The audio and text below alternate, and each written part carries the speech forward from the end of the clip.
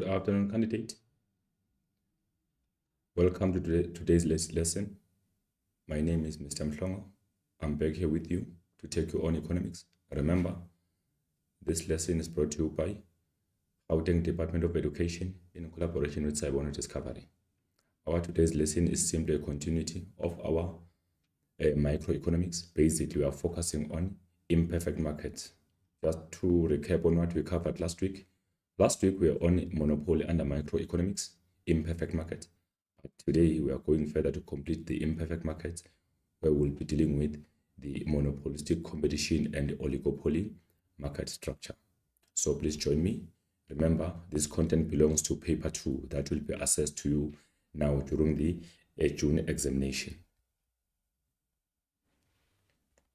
The following are the lesson objectives that will be achieved during the course of this lesson. So after this lesson, you as a candidate will be able to do the following. You will understand oligopoly in detail and all other aspects of oligopoly that are not a part of even section C. You will know characteristics of oligopoly in detail and as a market structure. Also, the lesson will equip you to understand what is meant by collusion and types of collusion that exist in the market, even impact of collusion. You will learn today about the kinked demand curve, one of the unique demand curve that exists under imperfect market, and for the oligopoly, we call it a kinked demand curve.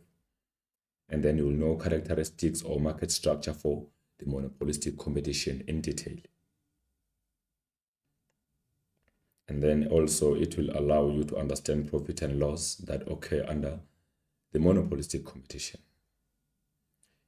We'll also elaborate more on non-price competition strategies that exist or that are used by the firms under monopolistic competition and oligopoly. How can they improve their sales without affecting the price? It is believed that you already know the following content that has been covered before. In our microeconomics, perfect market condition and market structure is well known. You know monopoly market structure and market conditions. It has been done in details. You already have an idea on the monopolistic because you covered this one in grade 10 and grade 11. You also have an idea of oligopoly. There is nothing new today, but I just want to cement everything and ensure that we're on the same page as we prepare for June examination. Then the first thing that we'll be dealing with are types of oligopolies, which differ into two: pure oligopoly and differentiated oligopoly. Then I will provide you examples of industries that operate under oligopoly in South Africa.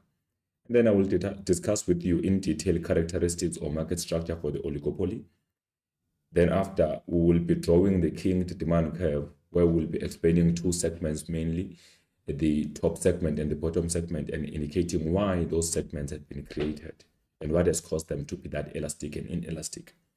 And then also, I will discuss in detail for you monopolistic competition market structure, and then profit and loss under monopolistic, and also the last part will then be non-price competition strategies used by business to increase their sales in the market under monopoly and oligopoly. Now, here is the problem here. We have an oligopoly. What is meant by the oligopoly? Remember, oligopoly can be defined as the market structure that exists where there are few large firms and many buyers. So under oligopoly, we have few large firms.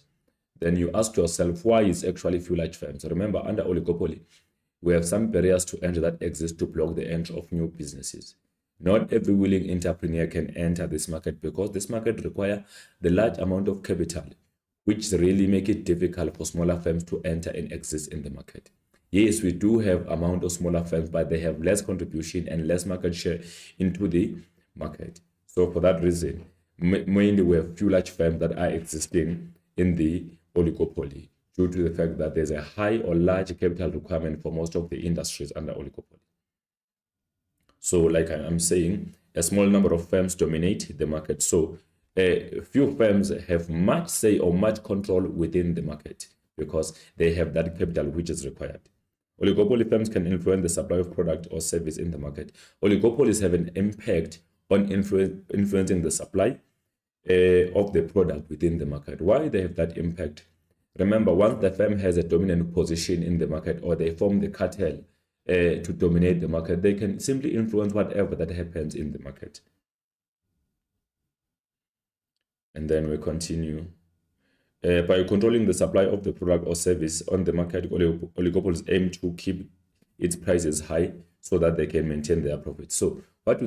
They normally ensure that their prices are very high so that they can keep up with their high profits.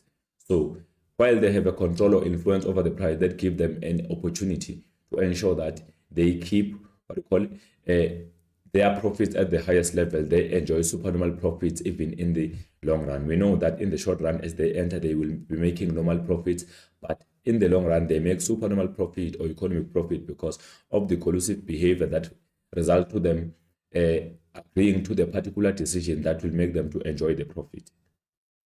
If the market is dominated by two firms, it is then regarded as a duopoly. So if ever in the exam we come across the definition of the market structure that is dominated by two firms, we call that a duopoly. When there are two firms in the market, we say that is a duopoly. But few large firms, we say that is a oligopoly. These are types of oligopolies. We have two of them. Firstly, we have the pure oligopoly, which is the oligopolies that produce homogeneous products. So pure oligopoly is the oligopoly that produces homogeneous products or services. So products produced by pure oligopoly are similar to each other. For instance, we talk about petroleum industry. Petroleum industry produces homogeneous product because if you talk of the diesel, all types of diesel in there are found in all other filling stations and they are selling at a similar price. And then we have differentiated oligopoly. This is the oligopoly that produces differentiated product. Remember, if we talk of differentiated product, we mean product that looks similar, but they are not exactly the same because they have some slight differences on branding. They have this difference on packaging, etc. So they are not exactly the same to one another, even though they can satisfy the same utility. Differentiated product or oligopoly is the oligopoly that produces differentiated product.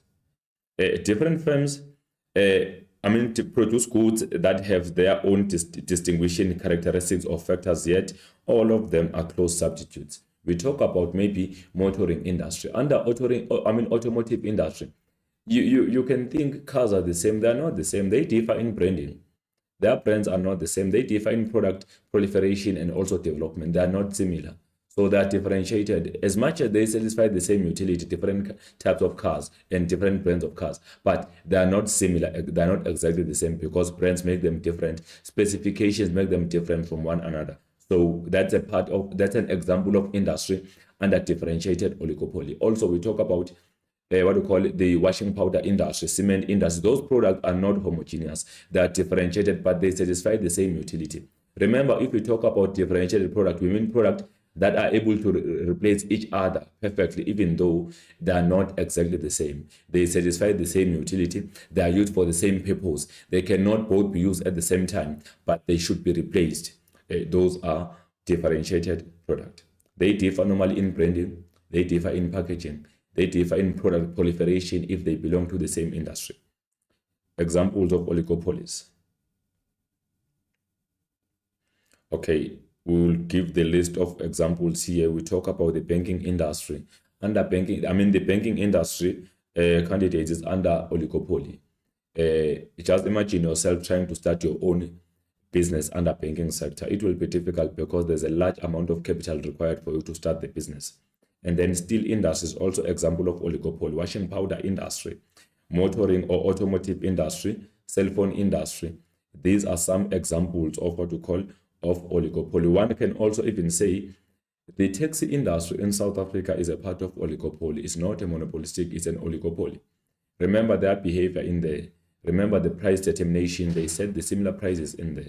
So one can even say it's a part of oligopoly. We continue. Cement industry is an example of oligopoly also. Fuel industry, this one is a homogeneous or pure oligopoly. This one is pure because as for the fuel industry, they sell the similar fuel in all different stations at the similar price. Milk industry as well as fertilizer industry. These are some examples of industries that operate under oligopoly. And then how can we see oligopoly? How can we separate oligopoly from other market structures? We use characteristics. There is a limited competition. There is a competition that exists under oligopoly, but it's not like in the perfect market and monopolistic, it is limited because we say there are few large firms that are existing in the market. Only few large sellers of the same product or differentiated product can dominate the market. Usually there are few big firms that dominate the market plus number of smaller firms which together produce small percentage of the output. So if we say few large firms dominate the market, we mean very few firms that are existing which are very large. Those businesses or those firms are having much control over the entire market because they have more market share, they have more consumers that belong to them. For that reason, they dominate the market. As much as we have other few firms that are smaller in the market, but mostly the industry is dominated by few large firms. Those smaller firms that are there, they don't have much market share within the industry. Market competition is not as wide as in the perfect market. Yes, in the under oligopoly, there is market competition, but it's unlike under perfect market. Why? Because for firms to enter the market, there's a high capital requirement. So for firms to enter, they must have enough capital, which becomes a barrier to entry. It blocks the entry of other businesses that are willing to enter the market. Like I've made an example, you want to start your business under a banking sector. It might be difficult because you must have a certain amount of capital that will allow you to enter the market. You want to start the business under maybe airline industry that I did not mention under examples. Also, that become a challenge for that particular business because there must be a large amount of capital. There are high maintenance costs, high infrastructure costs, etc. So for that reason, a smaller business find themselves unable to enter the market easily under oligopoly, which result to in the market becoming, in the competition becoming too much limited in there.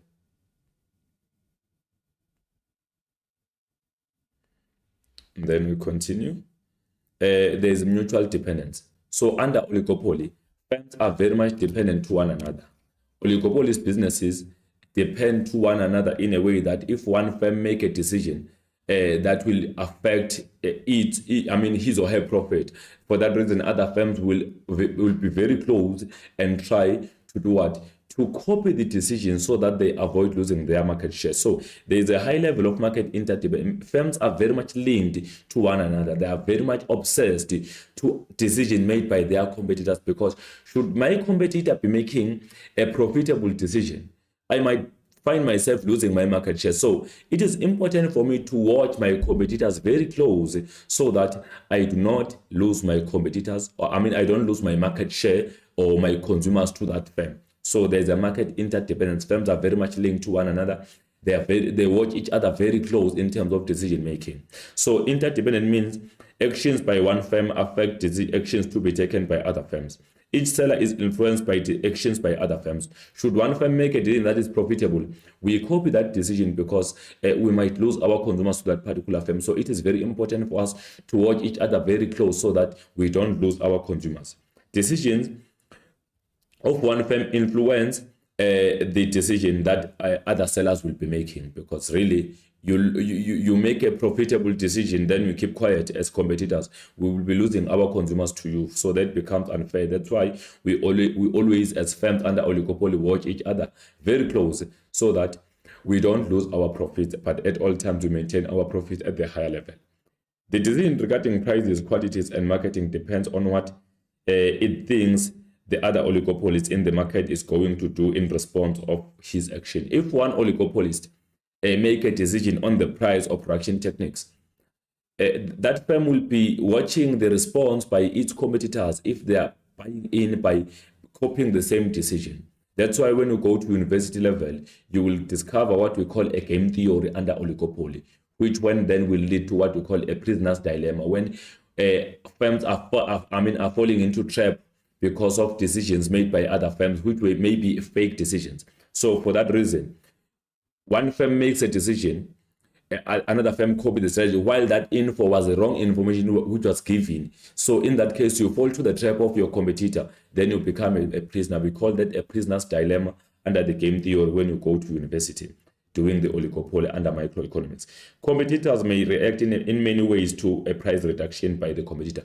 If one firm under oligopolist increase the price, or let's say reduce the price, other firms might find themselves being unable to lower their prices. So they will keep their prices at the same level, but maybe try to run some promotion to prevent losing their market share. Remember, the firms under oligopoly, they don't compete over the price. They use what we call the non-price competition strategies so that they can improve their sales.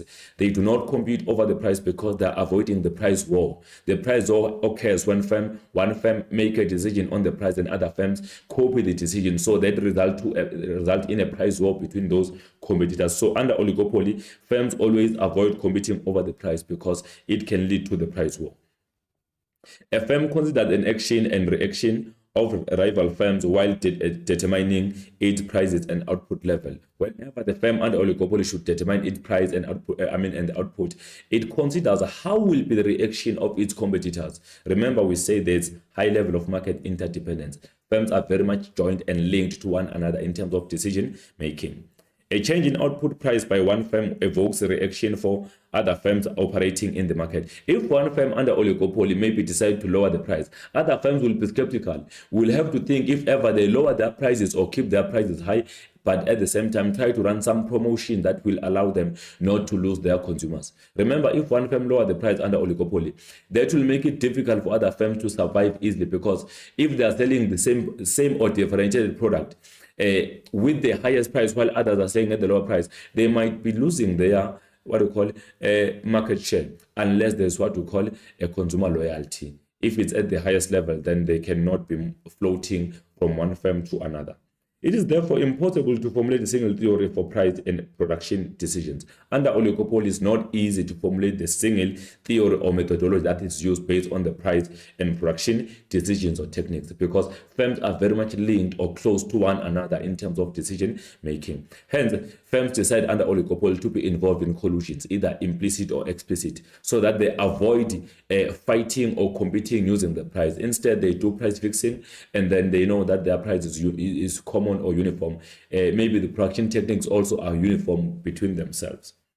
The general behavior of oligopoly is not predictable, so it is not easy for one competitor to predict the reaction by its competitor whenever a profitable decision has been made. There can be some assumptions and projections, however, it is not guaranteed that the competitor will be reacting in that manner. So firms under oligopoly are not predictable in terms of decisions. Also, that they do not trust each other. There's this lack of element of trust between the firms under oligopoly, because one might say is making a particular decision while that a fake decision is not an actual decision. So you fall into the trap, then you become a prisoner, as for the prisoner's dilemma. So firms are not trusting each other under oligopoly. Under oligopoly, we have what we call high barriers to entry. Oligopolies are characterized by the high barriers to entry. There are some restrictions that exist to block the entry of new businesses, meaning it's not simple for new firms to enter the market under oligopoly. It becomes relatively difficult because barriers to entry, such as capital requirement, which is too high, or setup cost, becomes a challenge for firms to enter the market. Also, at the same time, maybe there may be also barriers to entry like patents or exclusive rights that also block other firms from entering the market. Only few firms are given a right to be the producers of that particular product. The main reason for few firms under oligopoly is market barriers. There are high barriers and which prevent the entry of new firms in the industry. And then barriers to entry can be artificial or natural. We discussed them last week where we spoke about natural monopolies and artificial monopolies.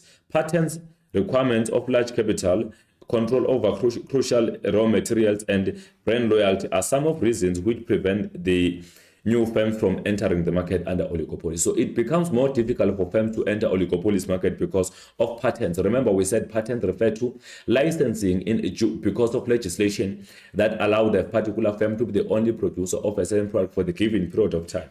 Remember, under oligopoly, you must have large amount of capital. If you don't trust me, let's make a simple example. You want to start your own bank. You need a large amount of capital. Also, there are some principles that are set by the Reserve Bank that you need to meet in order to be given a chance to run your own bank. Also, let's say you want to start your own company or your own business under maybe automotive industry. You need a large amount of capital to operate in there. So there's large amount of capital required to enter this market structure. This results in few firms dominating the industry, which help them to maintain high profit. So because of these barriers to entry, few firms will be dominating the industry. If a firm is dominating the industry, that means that firm is having much control. having more consumers than other competitors. So that firm is dominating the industry. We call that firm a dominant firm.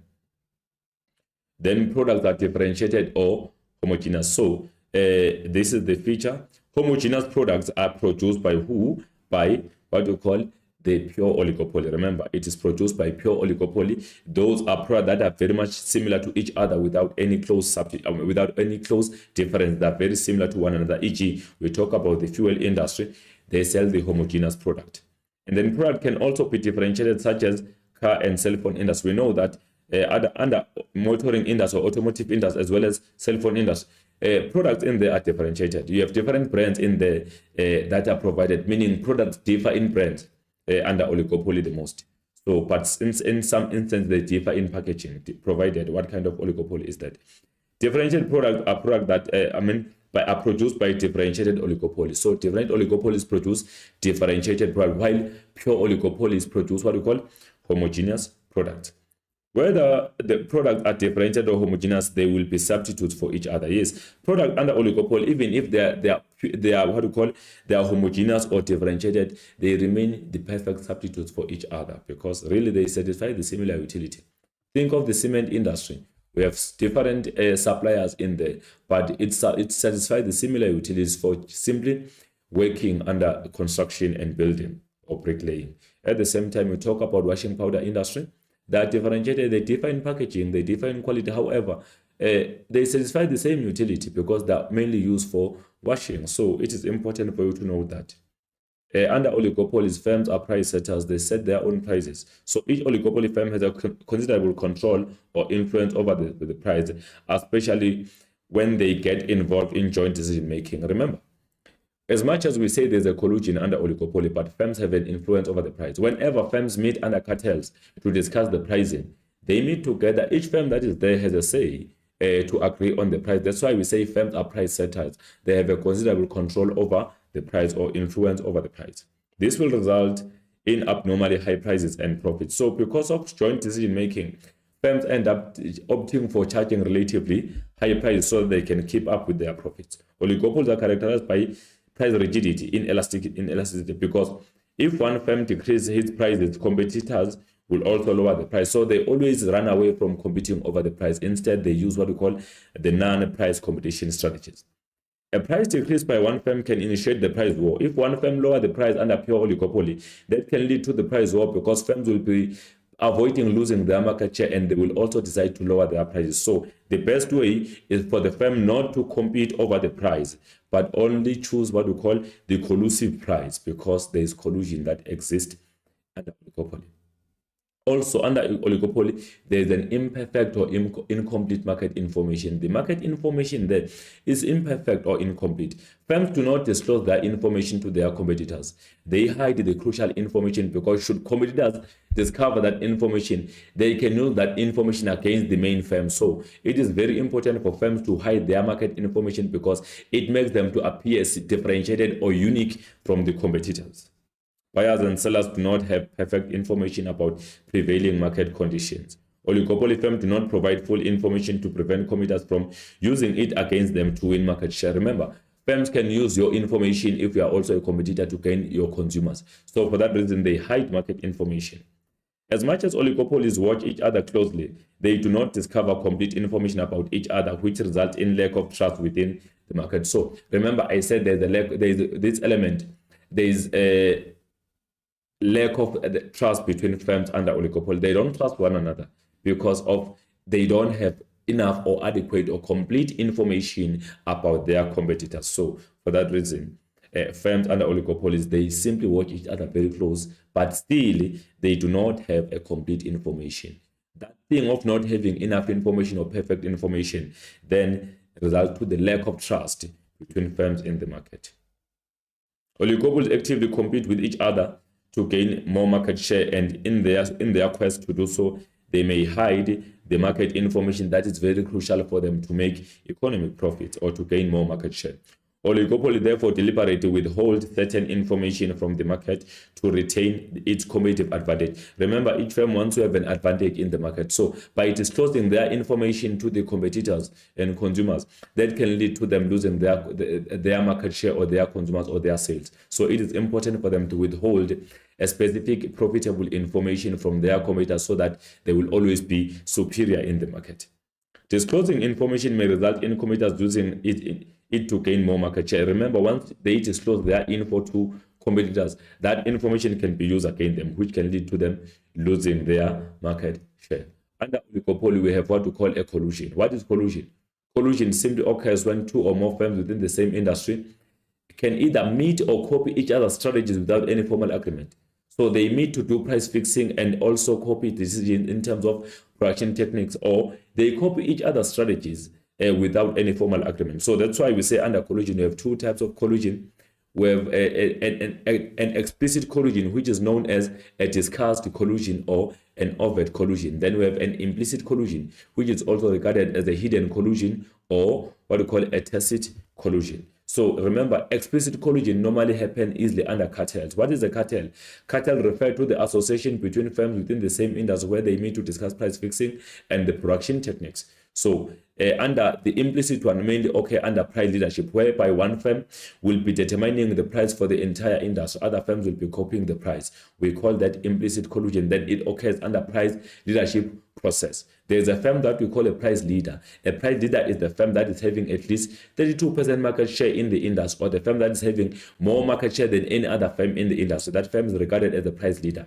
Then we have a dominant firm. A dominant firm can be also a firm with at least 32% market share. However, let me add on the price leader. A price leader can be a firm with more market share or a firm that understands market signals precisely more than any other firm within the market. If the firm understands the indicators within the market, that give a firm an advantage to be trusted by other firms in terms of decision making. So for that reason, once the firm make a decision, other firms will be copying the decision. Then even if that firm is a smaller firm in the industry, it can be nominated or regarded as what we call a price leader. A price leader cannot always be a firm that is having more market share. Can be a firm with less market share, but understand market signals very, very well than any other competitor. Then the firm can be entrusted to be what we call a price leader in the market. Collusion is very common amongst oligopolies, even though it's illegal, but it happens under oligopoly. It occurs when suppliers within the market manipulate prices and quantities that they sell in order to maximize their profits. Whenever firms collude, the aim is to ensure that they get high profits because they normally charge abnormally high prices. Collusive behavior reduces market competition and increases inefficiency. Once firms are involved in collusion, there is no incentive for each one of them to be innovative. Remember, consumers are no longer spoiled with any choice in terms of pricing. Price is similar. So for that reason, it becomes difficult for consumers to be given a choice. That's why we say it can lead to market inefficiency, because for that reason, if ever there's a collusion, firms can get no reason to be innovative. So the quality of goods can be compromised, caused by the effect of a collusion. It occurs in two ways, namely implicitly as well as explicitly. So we explain the what we call implicit and explicit. So stealing or copying competitors' ideas is referred to an implicit collusion. Whenever the competitor steals the idea from another competitor without any formal agreement, is regarded as an implicit or hidden collusion or tacit collusion or undiscussed collusion. That mainly happens under the price leadership. Formal agreement on price and production arrangement is referred as an explicit collusion. When firms meet and discuss to reach an agreement over the price and the quantity of goods to be produced, that is the part of what we call an explicit collusion. It simply happens under what we call, it happens under the cartels. And then efficiencies are not achieved. So under oligopoly, remember, each firm produces relatively less output size on its own. It cannot then afford to supply the entire market with the similar product if ever it remains the only producer. So inefficiencies are there. Oligopoly experiences productive inefficiency because it is motivated to, produce at the higher cost and restrict the output. They produce at the higher cost and produce less, meaning with this lower output, they cannot afford to supply the entire industry with those goods and services should they be given an opportunity to be the only producer. So we say for that reason, there is high level of market inefficiency. Collusion increased the market inefficiency since agreements consider profits of producers at the expense of consumers. So whenever they reach agreements over what we call explicit collusion under cartels that compromise the consumer and benefit the producer, which can lead then to inefficiency because they keep their prices high by reducing the output size. Allocative inefficiency is experienced in an oligopoly because firms are not motivated to produce the optimum output desired by consumers. So there's also a situation of allocative inefficiency. They don't produce what is demanded by consumers. They normally produce relatively less. Oligopoly rarely meet consumer demand at the required time. So goods are not mainly provided at the right quantity, right quality, and the right time, meaning allocative inefficiency as well as productive inefficiency are achieved in there. Then profit and loss. Oligopoly short-run profit can be abnormal when average revenues are greater than average cost. So under oligopoly, the firm can enjoy economic profit in the short run. However, mostly firms under oligopoly make a normal profit, meaning their average revenues are always equal to the average cost, or total revenues are always equal to total cost, meaning the firm in the breaks even, is not making a profit, neither a loss. So it's also possible for an oligopoly firm to make economic loss in the short run if average costs exceed average revenues. The oligopoly maintains its economic profit in the long run because it is difficult for new firms to enter the market. Remember, for the long run, it is not easy for firms to enter the market, even if all inputs are flexible. For that reason, in the long run, oligopolies maintain their high profits, motivated by what we call, it's motivated and supported by the collusive behavior that keep prices relatively high so that they can maintain their abnormal profit. Then, the oligopoly firm is characterized by the king demand curve. If we talk of the king demand curve, we refer to the demand curve that is downward sloping but characterized by two segments, namely the top segment and the bottom segment. Top segment is the segment in there that is relatively elastic, and the bottom segment is relatively inelastic. I will give you more details on that. Oligopoly market is faced by the king demand curve. The king demand curve is the demand curve with two segments. So you will see those segments. The top segment is relatively elastic, which indicates that consumers are very quick to react, or they are very sensitive if ever one firm increases its price while other firms keep their prices low. So let's make an example with you and your neighbor. Let's say we are running the business. You decide to increase your price, but your neighbor decide to keep the price lower while you are selling the same product. Who will be getting more consumers? The one that is keeping the price lower will be taking your consumers, then you will be getting less consumers, meaning your sales will be decreasing. So consumers become very sensitive to the increase in price under oligopoly if other firms are still selling the same product at the lower cost. So for that reason, the top segment become relatively elastic because consumers are very sensitive to the increase in price if other firms or competitors are still selling the same product at the lower cost. They quickly react. They react quickly to the increase in price because they know that as the firm increases its price, other firms are still selling the same product at the lower cost. They will be benefiting from other firms. So for that reason, that will be resulting to the top segment becoming relatively elastic, which indicates the sensitiveness of the consumer or the consumer response on demand whenever the price is changing. The bottom segment is relatively inelastic. It is relatively inelastic, which indicates that as one firm lowers the price under oligopoly, other firms can even do the same by lowering their prices to avoid losing their market share. By doing so, if both firms are lowering their price with the same margin, any expected profit or gain will be lost on an immediate effect. So the firm that lowered the price initially before other firms will be getting relatively less sales, not increased sales. Due to what? Due to the fact that other firms or competitors will be reacting by also by also lowering their prices too with the same margin to avoid losing their consumers or the market share. So it is important for you to understand why these two segments, there is a top segment and bottom segment. Why is the top segment relatively elastic and why is the bottom one relatively inelastic? The bottom segment is relatively inelastic because if one firm under oligopoly market lower the price, let's say pure oligopoly, other competitors will do the same. They will copy the decision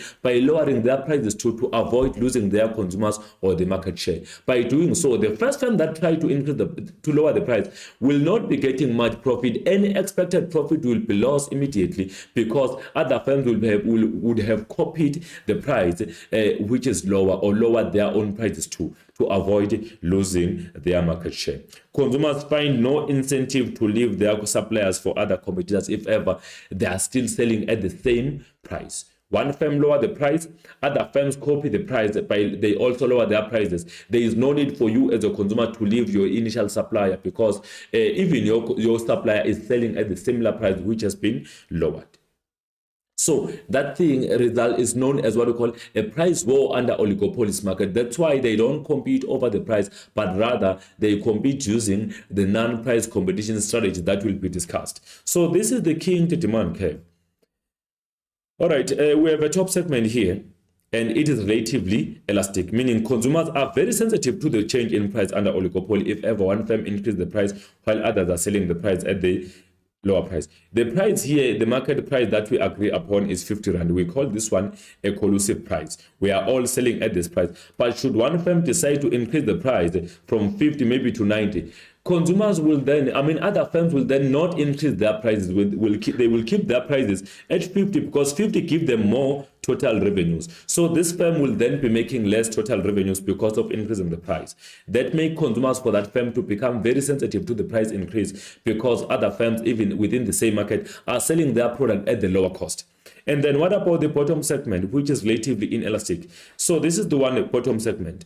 So it is relatively inelastic. You can see that in this situation, consumers are not very sensitive to the decrease in price. Should one firm decide to lower its prices from 50 to 25 Rand, other firms will do the same. They will copy the price, even though we say that they avoid price war. But other firms, to prevent losing their market share, they might lower their prices too. As they lower their prices, any expected profit by this firm will be lost immediately. For that reason, consumers become not very sensitive to the decrease in price if all other firms have decreased their prices with the similar margin. So let's check. There is elastic demand curve indicating that should one firm decide to increase the price from 50 to 90, consumers will demand relatively less of this particular product from this firm. Then other firms will be getting more market share from this particular firm because it's expensive. So if ever the firm increases its price from 50 to 90, total revenues for the firm will be decreased. Sales will also be lowered. And then bottom segment, it indicates that should one firm decide to lower the price from 50 as a market price or collusive price to 20 Rand, other firms might copy the strategy by lowering their prices too, which can lead to any expected profit being lost immediately. We can see that this firm sold 30 Rand at the market price, but because of the lowering the price, it's sold 35 units. So by selling 35 units, that is relatively less for the firm because other firms have also lowered their prices too with the similar margin. That is our key demand curve, indicating top segment, indicating the bottom segment. Relatively elastic because consumers become very sensitive to the increase in price if other firms are still selling at the lower cost. And then relatively inelastic because firms are not very sensitive to price decrease if all other firms within the same industry are selling at the similar price.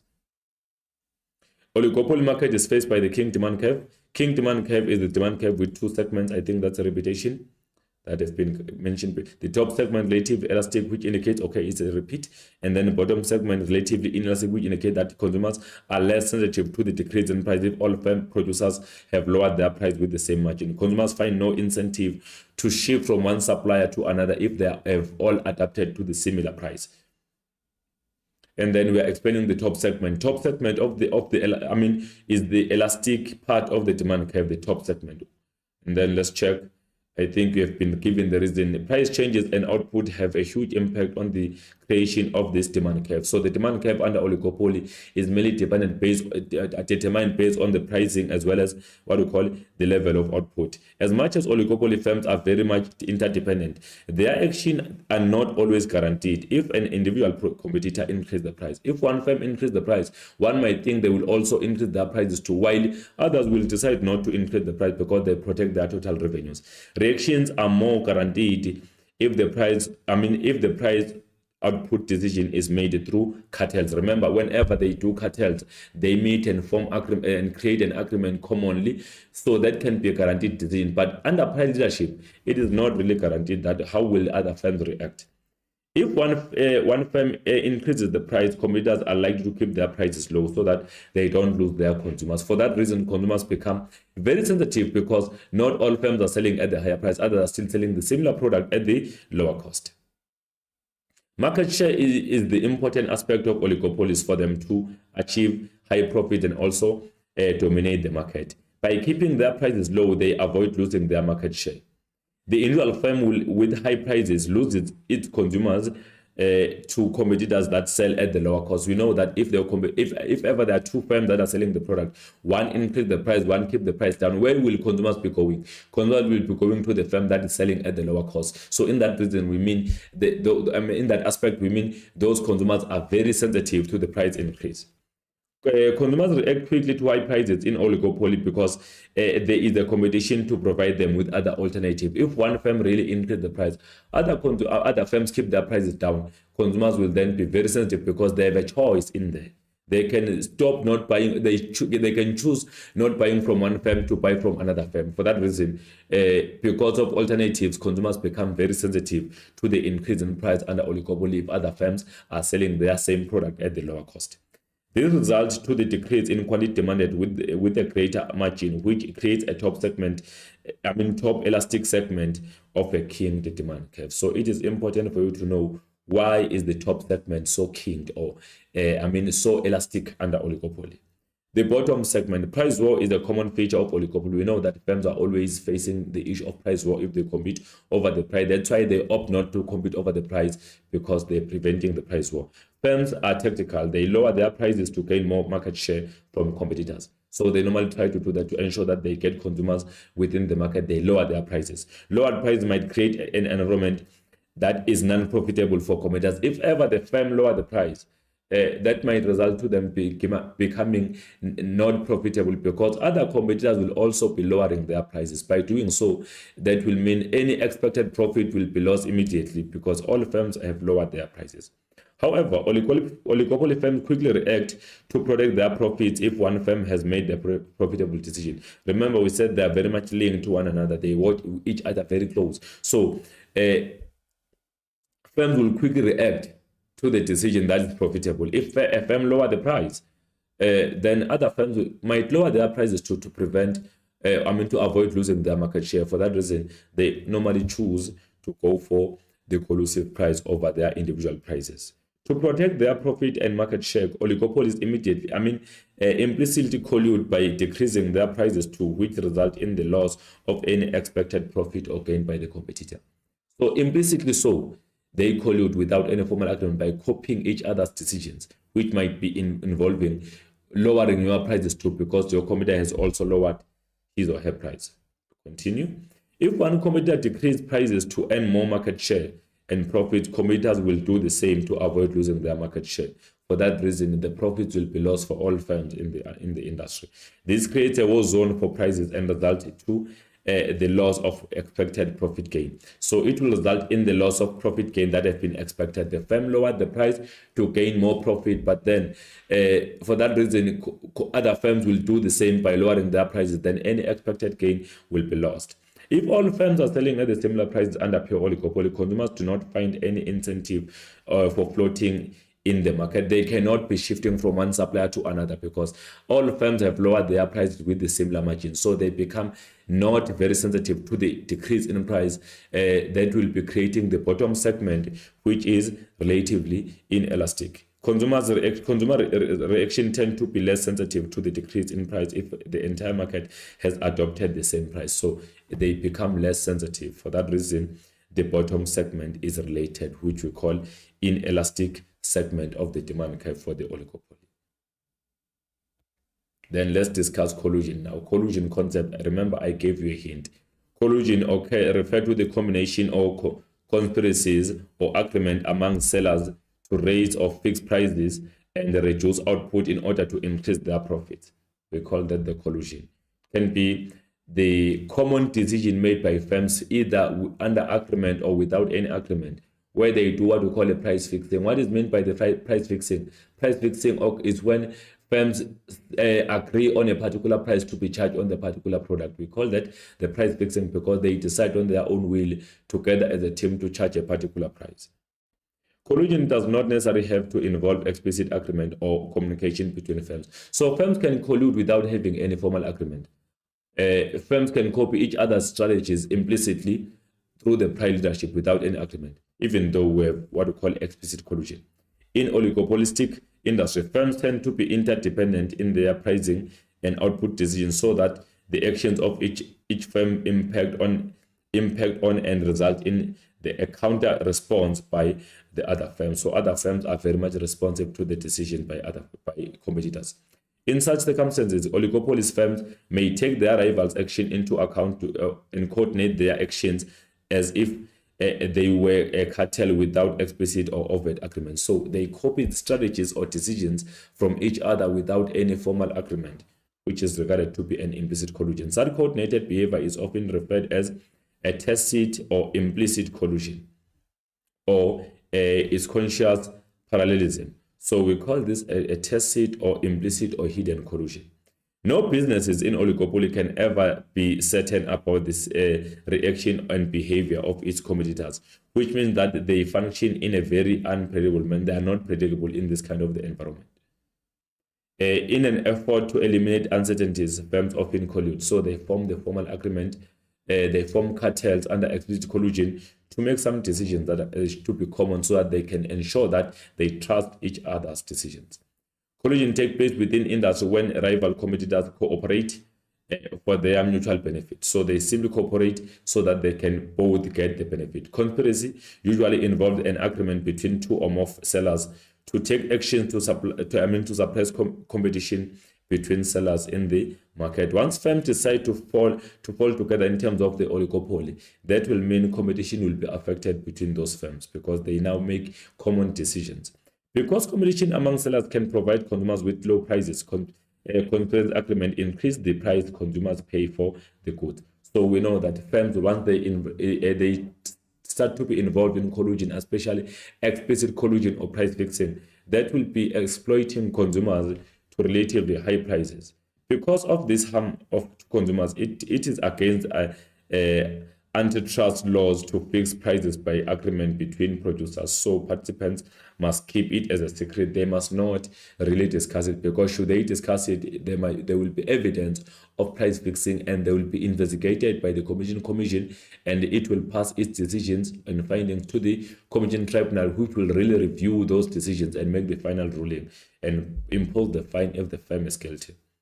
These are two types of collusion: implicit collusion, explicit collusion. Implicit is also known as a tacit or hidden collusion, while explicit is also known as an overt collusion or discussed collusion. These are two types of collusion that we have.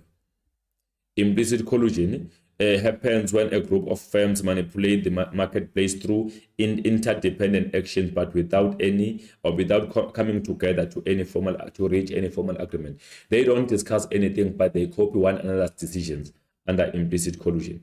Competitors do not necessarily meet to make the price and production arrangements, but they copy decisions by their rivals. So there is no official agreement. There is no meeting that take place, but they watch each other very close to steal each other's ideas. We call that an implicit collusion. Implicit collusion occurs through or easily through what we call the price leadership process. So we'll explain the price leader. One largest firm within the industry determines the price on behalf of all other firms within the industry, but without any formal agreement. So we continue. This is the type of collusion that is not transparent, cannot be proven that it happened. It is therefore referred as a hidden or tacit collusion, because no one can prove it really did happen. Firms are copying one another without reaching any agreement. Implicit collusion is difficult to trace because competitors' reactions do not show evidence of deliberate discussion between firms. So there is no formal discussion. They copy one another's decisions. In that case, it cannot easily be traced.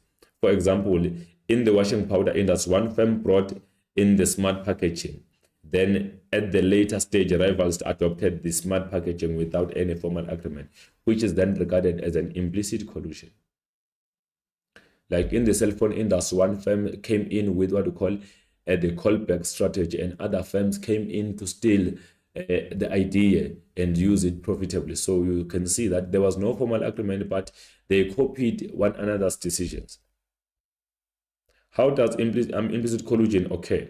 Implicit collusion occur under price leadership process. Then we have to understand what is meant by the price leader. What is meant by the price leadership? Price leadership refers to the situation or the process whereby prices and price changes are established by the dominant firm, or the firm are accepted by other as the leader, and which other firms in the industry adopt and follow. So the price leadership process occurs when one firm determines the price on behalf of all other firms within the industry. That firm is trusted enough to make those decisions on the prices within the market.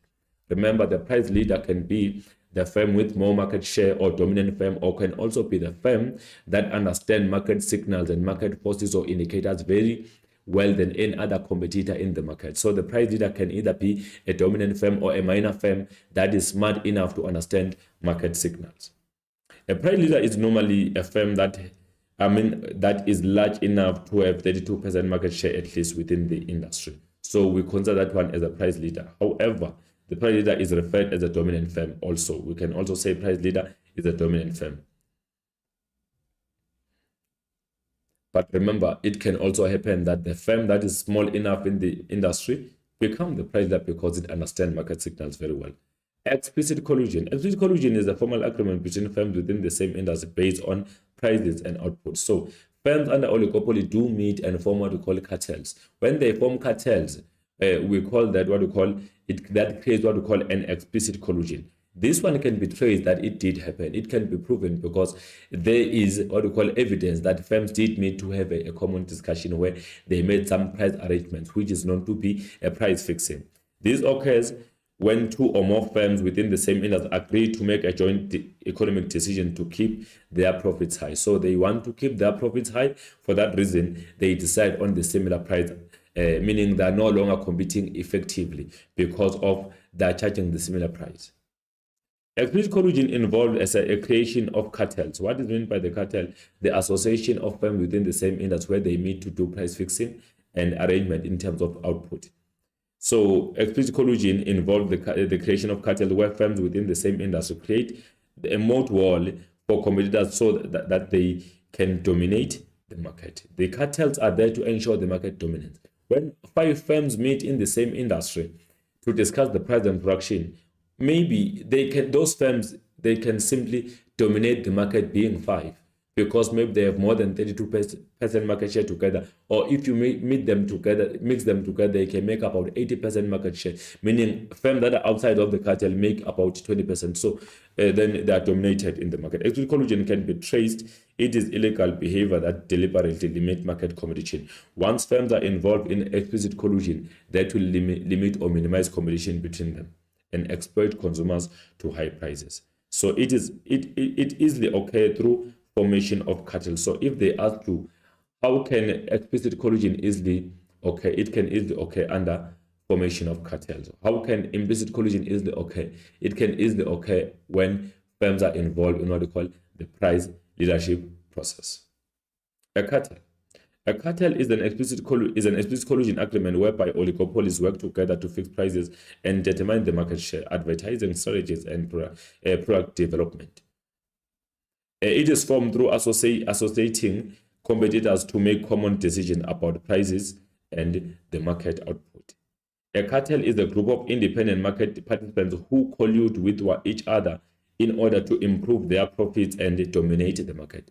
Mainly, they want to dominate the market. Once they dominate the market, any decision they make will have a huge impact on their profits in the market because they're dominating the market.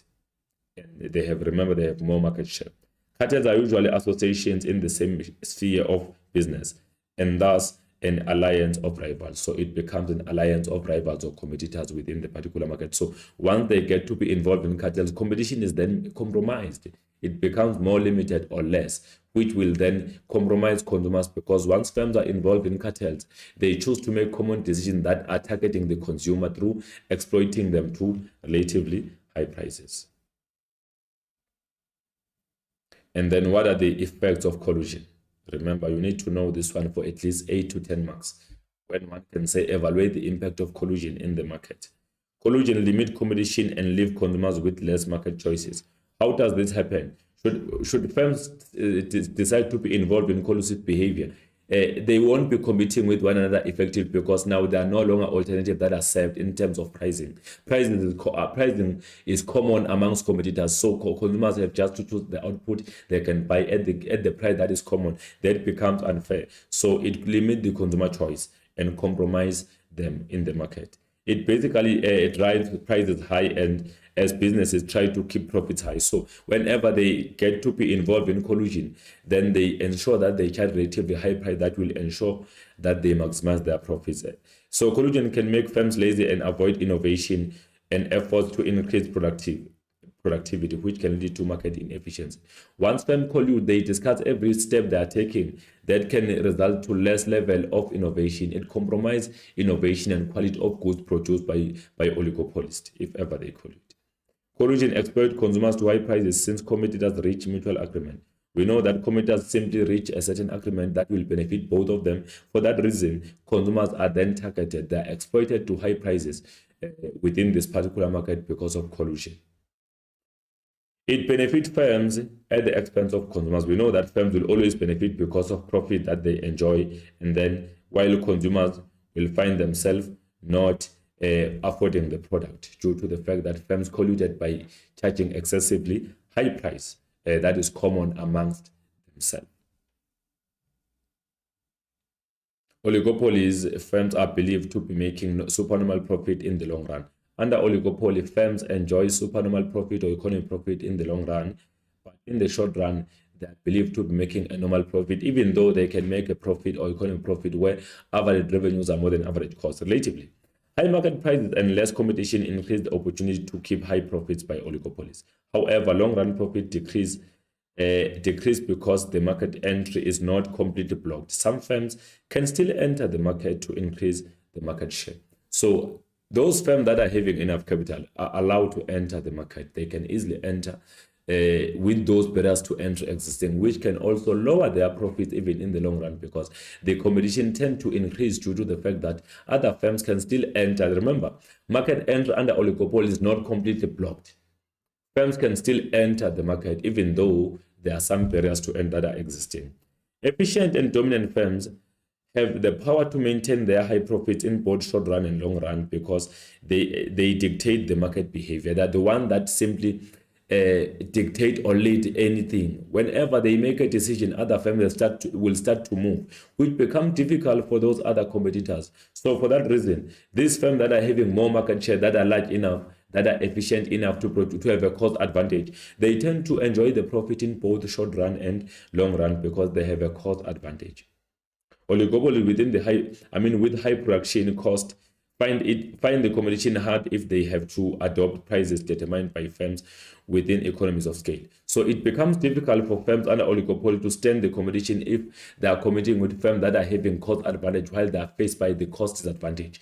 The firm with the cost advantage is faced by what we call economies of scale, while the one that with cost disadvantage, it is faced by diseconomies of scale.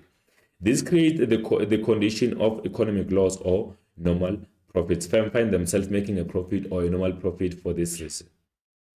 Supernormal profit is achieved if average revenues exceed average cost or total revenues exceed total cost. So we say AR is more than AC or TR is more than TC. That's when there will be a supernormal or economic profit under oligopoly. Economic loss prevail when average cost exceed average revenues or total cost exceed total revenues. So AC is greater than AR or TC is greater than TR. That means costs incurred in the business are more than revenues earned by the business. Normal profit can be achieved if average revenues equals to average cost or total revenues are equal to the total cost. So this is the condition. Under what we call oligopolistic competition, we have AR being equal to AC, which is normal profit, or TR being equals to TC. That can be regarded as what we call a normal profit. That's when the firm is not making a profit, neither a loss. But keep it in your mind, in the short run, oligopolies can make economic loss or normal profit, but in the long run, oligopolies can enjoy economic profit in that because they tend to collude with other firms and maintain price at the highest level, which give them an advantage of enjoying the profit in the long run. Then we move to the monopolistic competition. We mainly have 28 minutes to complete this one. Remember, the monopolistic competition refers to the market structure that exists where there are many buyers and sellers while they are selling slightly differentiated products. These products appear being similar, but they are not exactly the same to one another. They are perfect substitute though. So notably, monopolistic competition has a hybrid structure. If we talk about the hybrid structure, we mean the structure which has a characteristic for the monopoly and the perfect market. So both of them are combined under monopolistic. So that's why we say it is characterized by the hybrid structure. One can ask you why monopolistic competition or firms are characterized by hybrid structure. It is because it has features for both monopoly as well as perfect market. Differentiated products produced in this market structure tighten the competition between firms because they easily replace each other. They are perfect substitutes for each other. So these differentiated products are perfect substitutes for each other under monopolistic. Remember, it produces differentiated products. They are perfect substitutes for each other. They can replace each other very, very well under this market structure. Like for instance, we talk about hairdressing industry. The market A, the firm A and firm B, they are selling differentiated products, but they are very much perfect substitute for one another. Talk about the what we call fast food industry. Check about the burgers from Steers and the burger from Burger King. They are the perfect substitute for each other, even though they are not homogeneous. They are differentiated in terms of branding, product differentiation, proliferation, etc. However, they replace each other very well, and they are very close substitute. For that reason, these products are differentiated. They are not similar. They look similar, but they are not similar. Think of maybe chicken industry where they sell maybe the KFC as well as Chicken Licken. They are both selling the chicken, however, they are not exactly the same. They differ in branding, the taste, the quality, and what you call the packaging.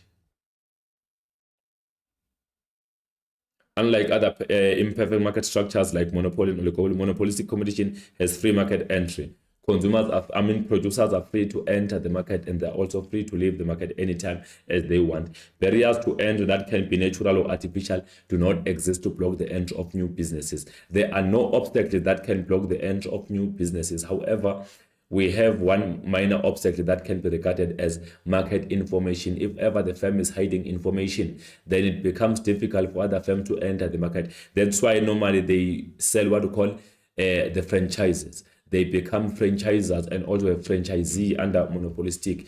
They sell the brand, they rent the brand. So for that reason, if you want to enter and sell a particular product or to sell under a particular brand, you can enter through what we call through a franchise. So it is open to the economy for everyone who is willing to enter and rent the what we call the franchise. Each firm keeps a small portion of the market share. Market domination by certain firms is highly impossible because of high competition. There is a high level of competition. No single firm can simply dominate the market easily. Look at the pizza industry under fast food. There are so many firms that are producing pizza. And then also look at the burger industry. There are so many firms that are producing burger. So for that reason, it is impossible for simply one firm to dominate the industry. Remember, one firm is available to produce a particular product, but that firm cannot afford to supply the entire market. Should there be other firms available? So product differentiation normally make it difficult for other, it creates high level of inefficiencies, because if we have to buy from one supplier of burgers, that supplier cannot afford to supply entire South Africa with burgers. So other firms are required to be in the market. That's why there's a free entry. That is caused by the fact that there are differentiated products that will allow then firms to separate their similar product to be different through branding, packaging, the taste, and ingredients. Monopolistic firms invest the most in product development, proliferation, and marketing to maintain high profit. They do advertising drastically so that they can make their product appear superior than those of the competitors. They improve their product very well so that they will always have a lot to offer. Product proliferation. We talk about a situation whereby you have maybe you go to the KFC, you get there, you cannot just say you want to buy KFC. There's a part of streetwise and some other aspects. So 1, 2, 3. You choose what you want to buy in there. We call that the product proliferation. You go to maybe McDonald's in there, you want to buy the burger. Don't just say you want to buy the burger. They will show you different burgers in the menu as packages or individuals. Then you choose the menu, the part of package that you want to buy. We call that the product proliferation because it is not basically depending on one grouping. There are variety of groups created, but on the same product, which is burger. So it is important for you to understand that. Some examples of monopolistic industries in South Africa: the fast food industry, hairdressing industry, clothing industry, sportswear industry, retail industry, etc. So monopolistic competition, market structure, number of buyers and sellers. Remember, there are many buyers and sellers, so we say there are many here. And the nature of product, they are differentiated. If you don't understand differentiated product, you will check Chicken Licken and KFC. They offer differentiated products. Chicken Licken and KFC, they are not similar to one another, but they are both chicken. However, they satisfy the same utility. As they satisfy the same utility, they are also perfect substitutes for each other. So the products are differentiated. They are not homogeneous. Entry and exit, it's free. Firms are free to enter the market. Also, others are free to leave the market, meaning there are no barriers to entry. Control over the price. Price setter. Firms under monopolistic competition are price setters. They set their prices. They have a control over the price. And then market information. The market information is incomplete. Under monopolistic competition, they don't display the entire information about their products. So they hide their information so that their competitors cannot use it against them. So the market information is incomplete or imperfect, because should they display their information, their competitors have a power to use that particular information against them so that they steal their consumers. Imagine you go to Chicken Licken, you get them selling the same recipe that is sold by KFC. That would be bad. So they hide information for that reason, so that it is not used against them. The demand curve is downward sloping. Demand curve under what we call monopolistic competition is downward sloping but relatively elastic. I will discuss it going forward. And then profit and loss. The firms under monopoly enjoy normal profit in the short run, and then also economic profit in the long run.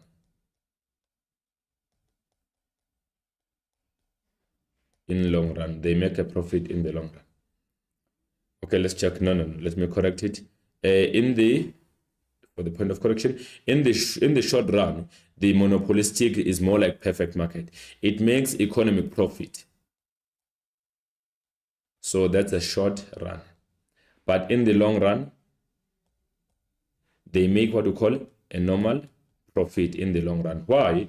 Remember, whenever they enter the market, firms in there, they enter with different strategies to steal the market, to get more market share or steal consumers from the competitors. So as they are in, other firms will be entering the market because of the free entry. So that profit will be reduced from the short run profit to normal profit in the long run, because as new firms enter the market, they increase the competition, which will be decreasing market share for existing firms. So similar as we explained under perfect market, a monopolistic competition firm or monopolistic firms enjoy economic profit or super profit in the short run and also make the normal profit in the long run. One can ask you, how does high level of competition affect long run profit by monopolistic firms?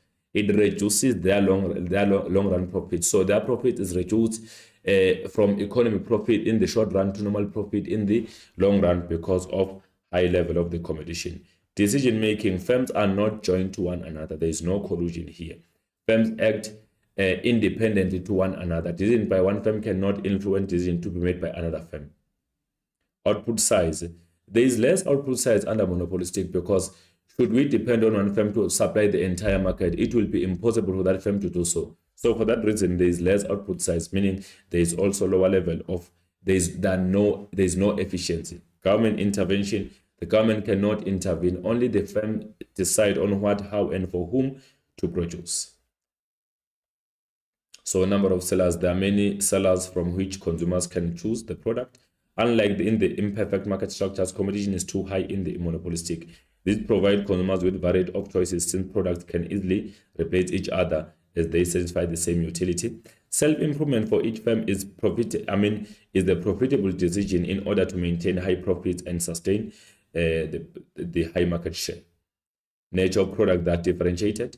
Sellers sell differing products as a strategy to gain a competitive edge over competitors. They don't sell similar products. Different dimensions of differentiated products include imaginary, not identical, and packaging. Also, the branding is very important. The branding is one of the important aspects here that will make product appear to look different from those of the competitors. As much as product looks similar, but they are not identical. The similarity lies on the fact that they satisfy the same utility. If it's Chicken Licken or KFC, they replace each other, but they are not homogeneous. They are simply differentiated. The difference on product may be because of consumer view that another brand is better than one brand is better than another brand. So it based on what the consumer is viewing. If they view that one particular brand is good, then compared to another as competitors, then that will be taken as it is, because it depends on the view of the consumer. The market entry. There are no barriers to entry and exit under this market structure. New firms are free to enter the market, while existing firms are free to leave the market. No. So barriers to entry do not exist under monopolistic competition. The absence of barriers to entry make the market feel accessible to new competitors, which increase the competition. That's why we say there's a high level of competition. New firms are led by economic profit made by existing firms. Whenever existing firms are making the profit in the short run, new firms are attracted, then they enter in the long run, which allow them to make a profit when they enter, while existing firms' profit will be reduced to the normal profit. The increase in number of firms in the market means the increase in the market output and brands. So there will be variety of brands and more output by the market. However, in that situation, the profits by firms will then be reduced. Control over the price. Monopolistic firms have a control over the price, but not the same as the monopoly. We know that monopoly has a totally full control. Oligopoly does have a control because of collusive behavior. Monopolistic do have a control, but also demand play a very important role on determining the size of output to be produced. Product and also the price is important. Product differentiation deprives competitors from having a full control over the price.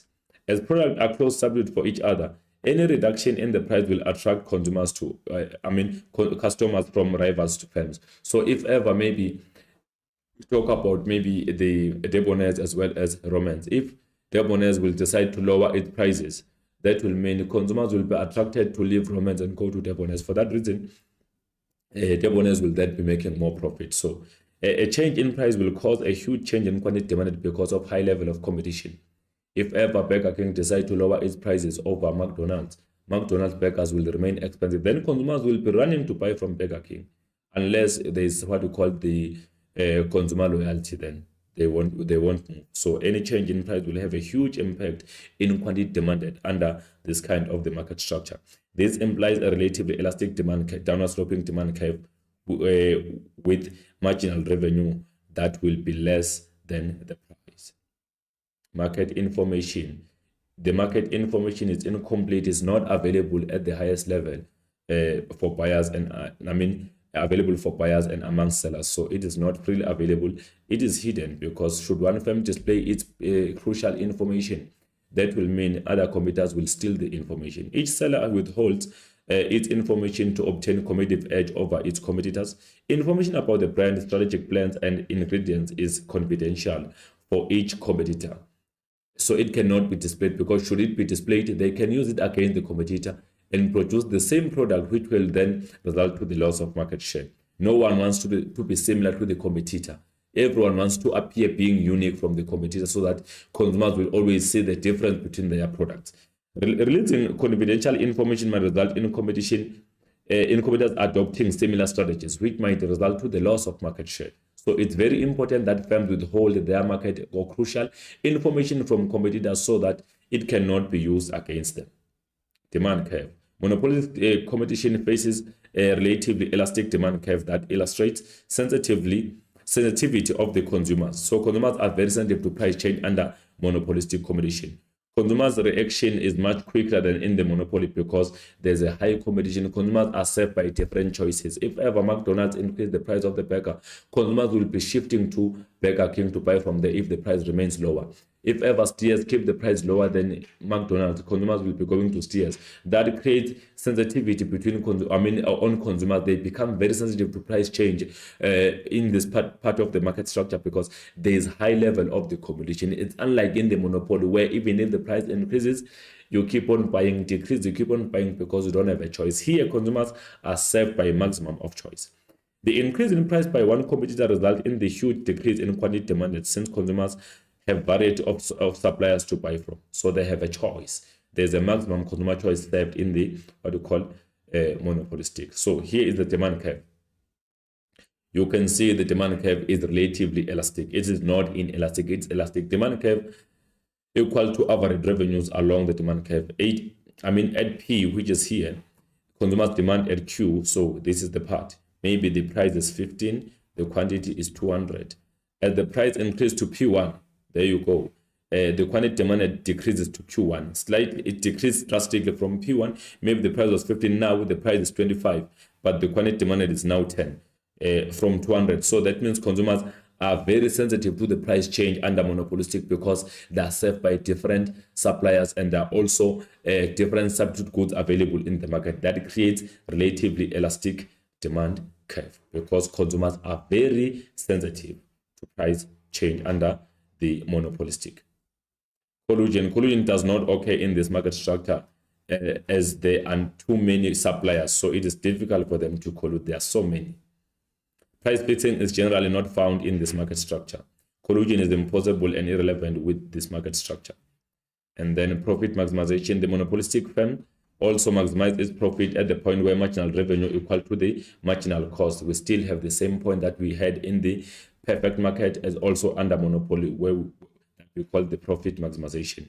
At the point where MR is equal to MC or MC equal to MR is the profit maximization point as in all other market structures.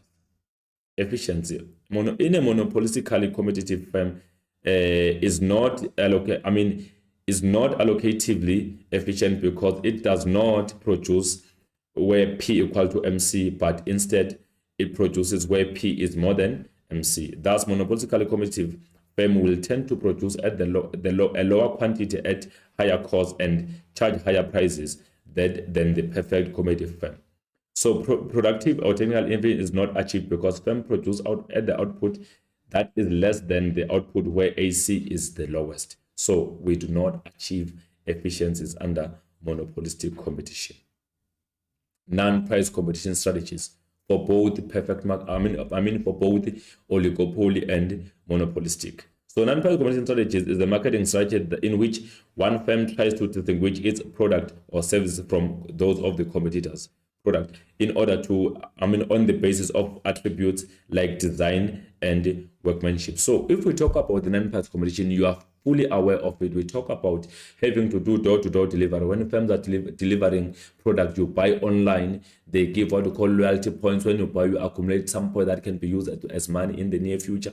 So those are non-price competition strategies. And then also extra services or services after sale that are given. Also, we talk about the branding, we talk about advertising, we talk about product differentiation. Those are some examples of non-price competition strategies that are used by both monopolistic competition as well as oligopoly. They don't compete over the price, but non-price competition strategies are the main. So it is a form of competition that requires them to focus on product differentiation instead of pricing strategies among competitors. They involve promotional expenditure such as advertising, selling stuff, the location, convenience sales, promotions, coupons, special orders of free gifts, marketing research, new product development, brand management, etc. These are some aspects that are the part of the non-price competition strategies that are used by monopolistic competition as well as oligopolies. They advertise the most. Remember the power of advertising. Advertising makes goods to appear more popular and unique and also superior from those of the competitors that are not advertising. Product differentiation. When products are differentiated, some consumers might view a particular product being very much crucial and superior than those of the competitors. Branding, they brand their product. So remember, there's what we call a brand popularity. Once the brand becomes more popular, consumers will be flowing for that particular brand. If your brand is unpopular, consumers won't be buying from you, then you have less market share. Packaging, they ensure that their packaging is smart enough and attractive enough to attract the attention of the consumer. Information, they hide their market information in a way that they don't want to display it to the producers so that they won't be using it against them. But they normally give their consumers the crucial information so that their sales can increase. If ever there's a promotion, they advertise to show that information that consumers will be moving quickly to buy that particular product. Services, some of them will be giving quality or good services within the market so that they can attract the attention of the consumer.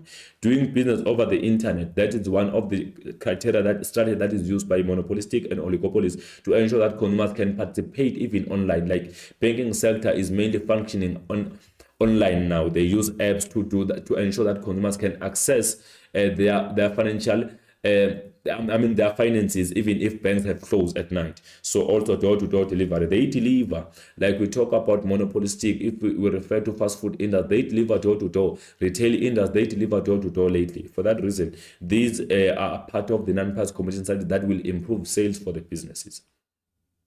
Advertising is the market strategy that's used by businesses to create an image that is persuasive to the consumer. Remember, whenever the firm is advertising, it persuades the consumer to see the importance of the product.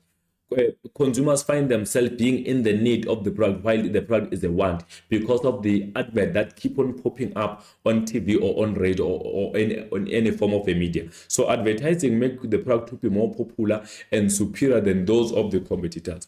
It's an important strategy because it keeps consumers aware of product availability until they create the desire to buy it. Until they find it important to buy the product, then consumers are mainly pushed or encouraged by the advert to keep on to see the importance of the product, to see it as a need. Information can be provided by a firm about product or business itself through media such as television, radio, internet, or magazines. Then even social media, like I'm talking about media, social media is highly used for advertising over the internet. The purpose of advertising is to increase sales and profit. They want to ensure that their products are on the eye of the consumer and they are also purchased by the consumers. Advertising can be used to differentiate the firm's product and also gain more market share. Whenever the product is being highly advertised, consumers can simply see that this product is not similar to that one I thought it's similar to. For that reason, it's in the good quality. And then also they can end up being attracted to buy more. Branding.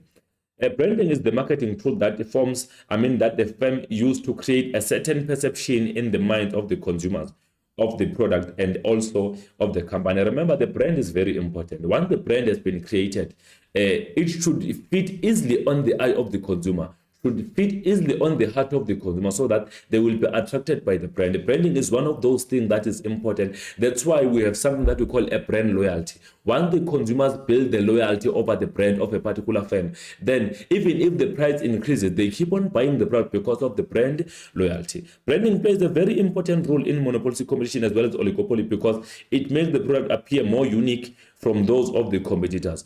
In business studies, we call this one a trademark. It's a brand under economics. You separate them from the brand, then it becomes more unique from those of the competitors.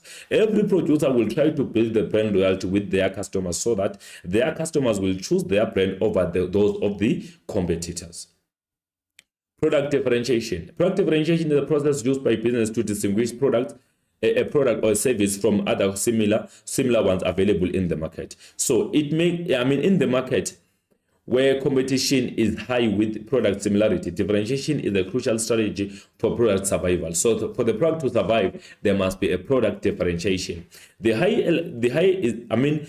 is elasticity of a product due to similarities in the market. The high are the chances of losing market dominance. Product differentiation then becomes a tool to make the product highly unique from those of the competitors.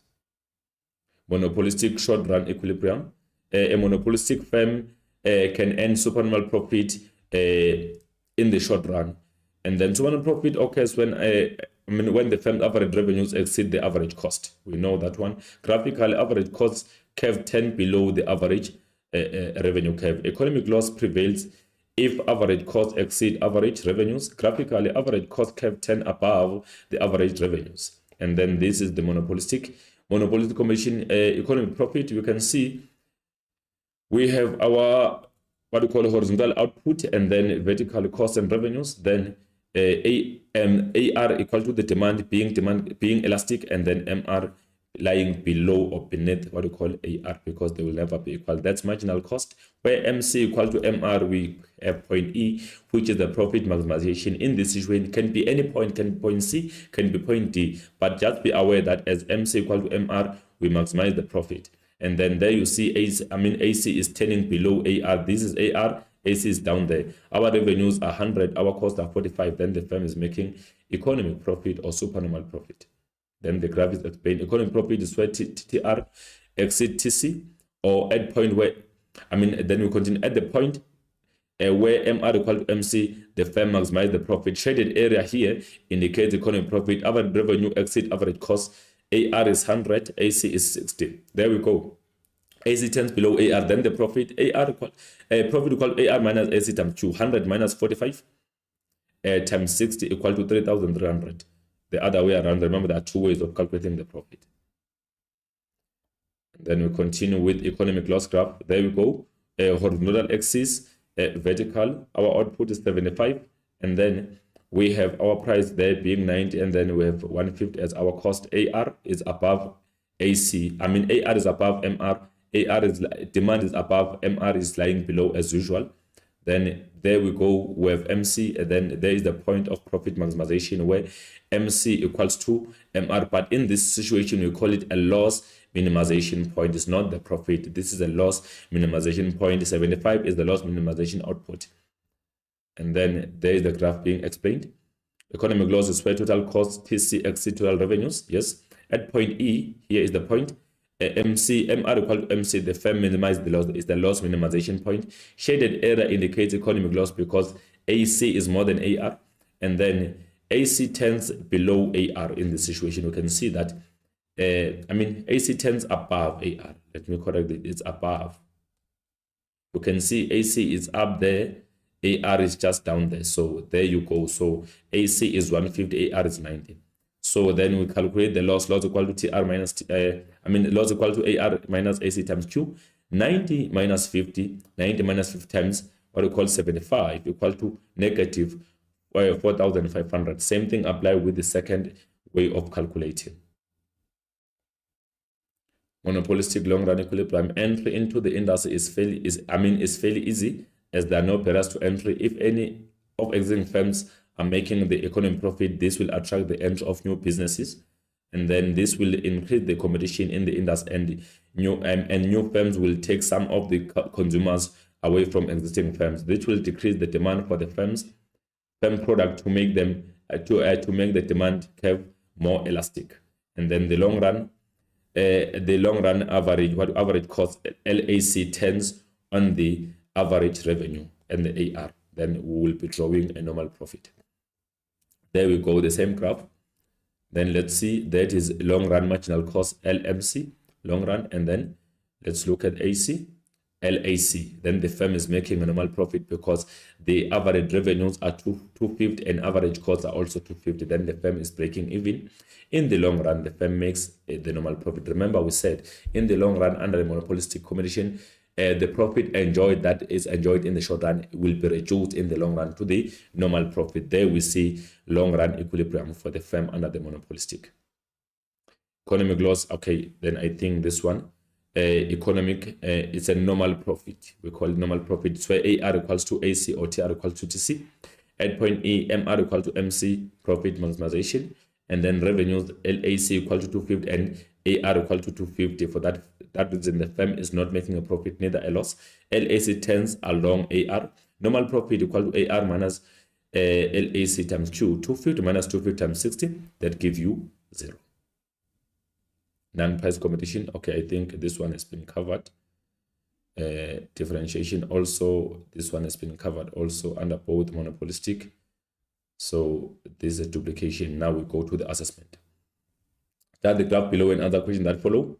We are given the king, the demand curve under oligopoly top segment and bottom segment. Collective price is 40, and then quantity in there is 700. And then also the firm increased the price to 45, the output, the demand decreased to 400. The firm lowered the price to 28, the demand increased to 800. So let's check the questions. Identify an inelastic segment. It's ED1 below the king. That one is inelastic. And then name the demand curve illustrated or depicted is a king, the demand curve. Then we continue. Briefly describe the term pure oligopoly that produces homogeneous products. How does the profit of an oligopoly differ from the profit of a monopolistic competitor in the long run?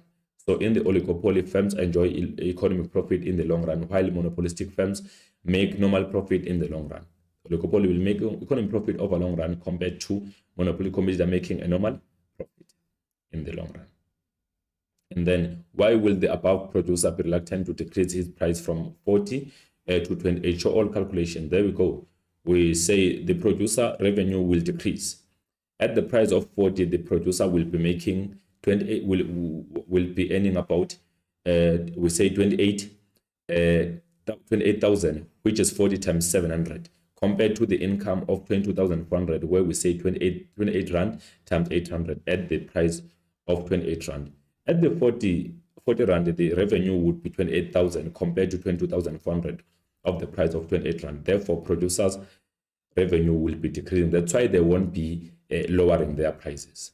And then the review of the next lesson, our next week, 23rd of May 2025, 14:30 to 16, we'll be doing market failures. What will be the special focus? We'll be dealing with the market failure in a way that the discussion will be based on two essays, mainly reasons for the market failure or factor that can lead to inefficiency in the market in detail. And also we'll talk about consequences of market failure.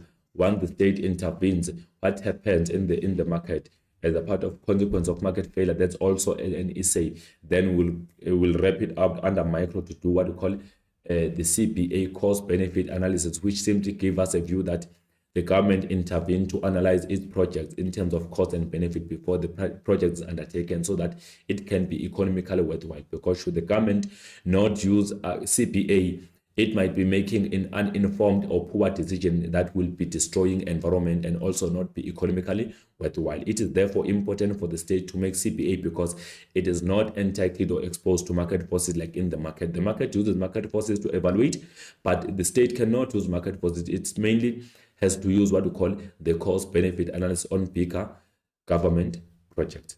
I, Mr. Mhlongo, give you the summary before saying goodbye to you. Oligopoly, remember, there's a market interdependent whereby firms' decision making is very much linked to one another. And then oligopoly firms differ from from other imperfect market structures through king the demand curve. The demand curve I've just explained is kinged, unlike others are having the downward sloping demand curve that does not have two segments. Monopolistic competition is bolded by its hybrid structure, because it has features for both the perfect market and the monopoly. The monopoly competition demand curve is downward sloping but relatively elastic compared to the one of the monopoly. Remember, for the monopolistic, it's also downward sloping but relatively elastic because there's a high level of competition. The one for the monopoly is relatively inelastic because there is no competition. The firm is the only producer of a particular product in the market. Then I thank you. I believe next week will also be productive so that we can cover the market failure in three aspects: reasons for market failure or factor that can lead to misallocation of resources, consequences of market failure, as well as the cost benefit analysis. I thank you.